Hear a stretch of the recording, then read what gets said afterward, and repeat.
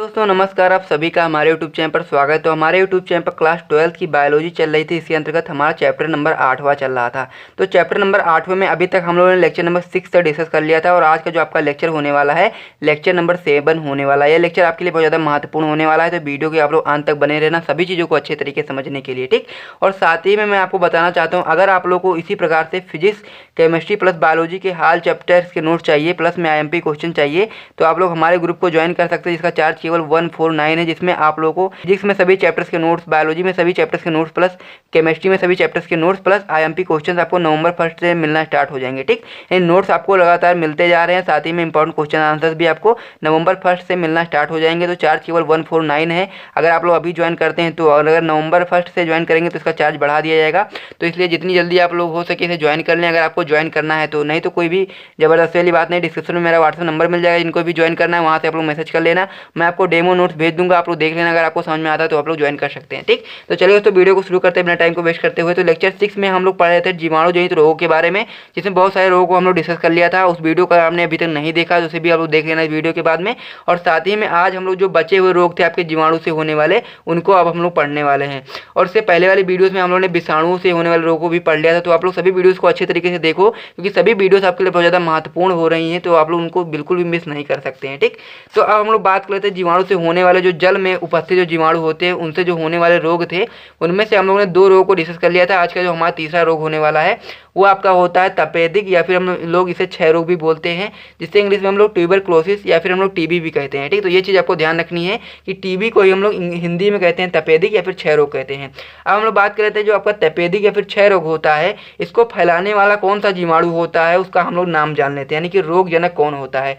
तो इसका नाम जो आपका होता है, आपका होता है माइकोबैक्टीरियम ट्यूबरक्लोसिस होता है। ये चीज़ आपको ध्यान रखना है कि जो आपका तपेदिक या फिर क्षय रोग होता है, इसको फैलाने वाला जो जीवाणु होता है उसका नाम होता है माइक्रोबैक्टीरियम ट्यूबरक्लोसिस जीवाणु, ठीक। तो ये चीज़ आप ध्यान रखेंगे कि यही सबसे ज़्यादा महत्वपूर्ण होता है आपका इस प्रकार से, ठीक।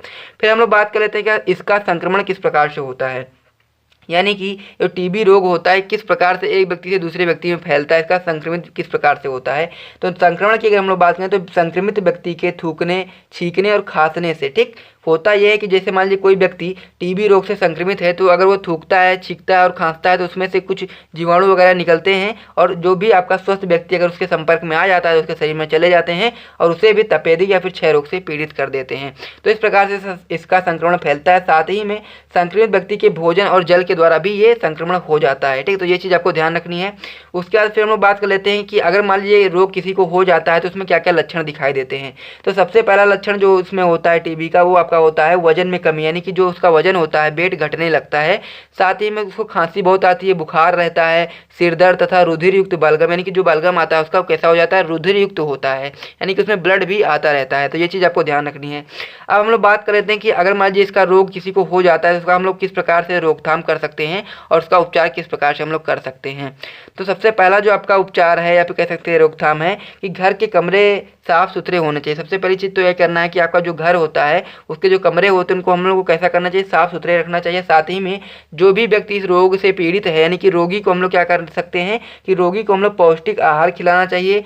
बच्चे जो होते हैं उनको BCG का टीका लगवाना चाहिए। साथ ही में डॉक्टर की सलाह से रोगी को स्ट्रेप्टोमाइसिन औषधि का उपयोग भी करना चाहिए। तो ये सारी चीज़ें आप लोग नोट कर लेना।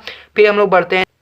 तो हमारा जो अगला पॉइंट है वो आपका मृदा में उपस्थित जीवाणु द्वारा उत्पन्न रोग। तो हम लोगों ने 3 प्रकार से इसे पढ़ा था। सबसे पहला प्रकार आपका था भोजन था, उसके बाद में फिर हम लोगों ने क्या पढ़ा, वायु के द्वारा पढ़ा, यानी कि जो आपका तपेदिक या फिर क्षय रोग होता है ये आपका वायु के द्वारा फैलने वाला आता है। मैंने जल के द्वारा बोल दिया तो इसे मेरी मिस्टेक होगी, इसे आप लोग ध्यान रखिएगा कि जो आपका तपेदिक या क्षय रोग होता है आपका वायवीय जीवाणु द्वारा फैलने वाला रोग होता है, ठीक। उसके बाद फिर हम लोग को पढ़ना है अब कि मृदा में उपस्थित जीवाणु द्वारा किस प्रकार से रोग होता है, उसे अब हम लोग को पढ़ना है। तो उसमें पहला प्रकार आपका होता है धनुस्तंभा, ऐसे हम लोग धनुस्तंभन भी कहते हैं, जिसे हम लोग इंग्लिश में कहते हैं टिटेनस, ठीक। तो ये चीज़ आपको ध्यान रखना है कि आप लोगों ने इसका इंग्लिश में तो नाम सुना होगा टिटेनस, लेकिन हिंदी में आपने इसका नाम नहीं सुना होगा। तो आप लोग इससे जान सकते हैं कि जो मृदा में उपस्थित जीवाणु होते हैं उनके द्वारा जो रोग होता है उसे हम लोग टिटेनस कहते हैं, ठीक। तो रोग जनक की हम लोग बात करें, यानी कि जो धनुस्तंभा रोग होता है इसको कौन सा जीवाणु फैलाता है, तो आप यहाँ पर नाम बता देंगे कि व्लास्टुडियम टिटेनी जीवाणु, यानी कि जो आपका व्लास्टुडियम टिटेनी जीवाणु होता है वो आपका धनुस्तंभा रोग फैलाता है, ठीक। संक्रमण की बात करें, यानी कि इसका रोग जो आपका होता है किस प्रकार प्रकार से संक्रमित होता है व्यक्ति, कोई भी व्यक्ति इस रोग से किस प्रकार से संक्रमण करता है। ठीक, तो यह जो जीवाणु होता है प्रायः त्वचा में लगे घावों के द्वारा शरीर में प्रवेश करते हैं। ठीक, सबसे पहली चीज़ में क्या ध्यान रखनी है कि इनके जो जीवाणु होते हैं वो त्वचा में जो घाव आ जाते हैं उनकी घावों के द्वारा ही हमारे शरीर के अंदर प्रवेश कर जाते हैं। ठीक, अब हम लोग बात कर लेते हैं इसके लक्षण और रोकथाम के बारे में।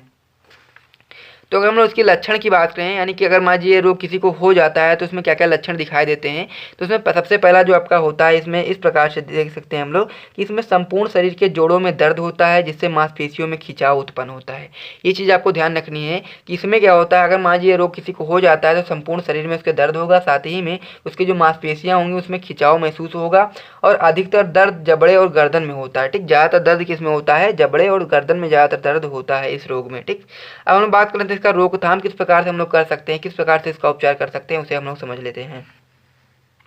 तो इसका उपचार बहुत ही सिंपल है। तो आप लोग इस प्रकार से कर सकते हैं कि रोगी को तुरंत लक्षण दिखते ही टिटनेस एंटीटैक्सिन का इंजेक्शन लगवाना चाहिए। ठीक, तो ये चीज़ आपको ध्यान रखना है कि अगर मान लीजिए किसी भी व्यक्ति को टिटनेस रोग हो जाता है और उसे ये लक्षण दिखाई देते हैं, तो जैसे उसे लक्षण दिखाई दे उसे तुरंत ही आपका एंटीटैक्सिन इंजेक्शन का प्रयोग करना चाहिए, इंजेक्शन को लगवाना चाहिए। ठीक, दूसरा पॉइंट है आपका कि बच्चों को टिटनेस से बचाव के लिए DIPT का या फिर कह सकते हैं ट्रिपल एंटीजन या फिर ट्रिपल वैक्सीन प्रत्येक 3 माह के अंतराल में लगवानी चाहिए। तो ये सारी चीज़ें आप लोग अच्छे तरीके से ध्यान रखना।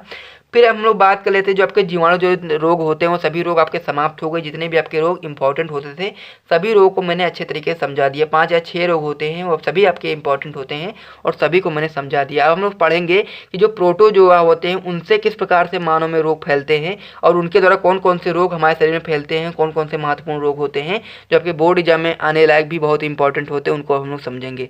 तो सबसे पहले हम लोग बात कर लेते हैं जो प्रोटोजोआ जनित मानव रोग होते हैं कौन कौन से होते हैं। ठीक, तो लगभग 30 से ज़्यादा जो प्रोटोजोआ होते हैं मानव में विभिन्न प्रकार के रोग उत्पन्न करते हैं, जिनमें से कुछ रोगों का वर्णन यहाँ पर किया जा सकता है। ठीक, जिनमें से कुछ रोगों का वर्णन हम लोगों ने किया है और वो हम लोग आपको बताएंगे। तो सबसे पहला आपका रोग है वह आपका रोग है अमीबिया पेचिस, जिसे हम लोग कहते हैं अमीबी डिसेंट्री। इसे भी आप लोग को ध्यान रखना है, इंपॉर्टेंट रोग है। तो इसके रोग जनक की बात करें, यानी कि जो आपका अमीबिया पेचिस होता है किस प्रोटोजोआ के कारण ये होता है, इसको हम लोग समझ लेते हैं, यानी किस प्रोटोजोआ के कारण ये रोग होता है। तो सबसे पहले हम लोग बात करते हैं रोग जनक के बारे में।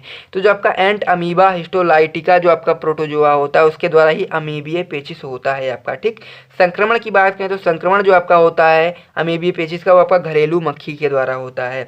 और लक्षण की अगर हम लोग बात करें तो लक्षण में आपको ये सारे लक्षण आपको दिखाई देंगे। सबसे पहला लक्षण आपका होगा कब्ज, पेट में दर्द होगा, पेट में ऐंठन होगी, रुधिर के थक्के वाला मल आएगा, साथ ही में हल्का बुखार भी रहता है। ठीक, और दूसरा जो आपका पॉइंट होता है इसमें गंभीर अवस्था में पेट में फोड़े या फिर अल्सर भी हो जाता है। ये भी चीज़ आपको ध्यान रखनी है कि अगर रोग ये आपका बढ़ जाता है तो इसमें पेट में फोड़े वगैरह भी निकल आते हैं। तो इस प्रकार से आप ये समझ सकते हैं। ठीक, अब हम लोग बात कर लेते हैं अगर ये रोग किसी को हो जाता है तो उसका रोकथाम एवं उपचार किस प्रकार से किया जा सकता है।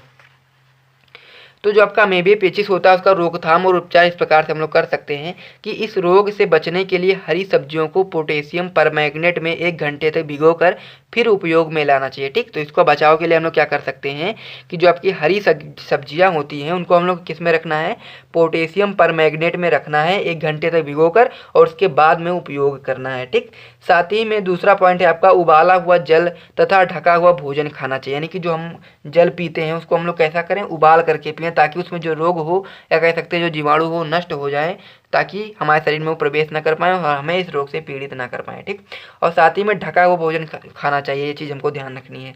फिर आपका नेक्स्ट पॉइंट है कि अमेटिन नामक एक एल्कोलाइड जो आपका होता है रोगी को कुछ समय के लिए आराम मिलता है। ठीक, अमेटिन नामक एक क्या होता है, एल्कोलाइड होता है जिससे रोगी को कुछ समय के लिए आराम मिलता है। तो इसका भी हम लोग प्रयोग कर सकते हैं। तो इतनी सारी चीज़ों को आप लोगों ने अच्छे तरीके से समझ लिया होगा। अगर आपको वीडियो पसंद आए तो वीडियो को लाइक कर देना, साथ ही में चैनल को कर देना सब्सक्राइब ऐसे ही और भी महत्वपूर्ण वीडियोज़ को पाने के लिए। और साथ ही में आप लोग चैनल के साथ लगातार बने रहना और मिलते हैं नेक्स्ट वीडियो में। तब तक के लिए जय हिंद।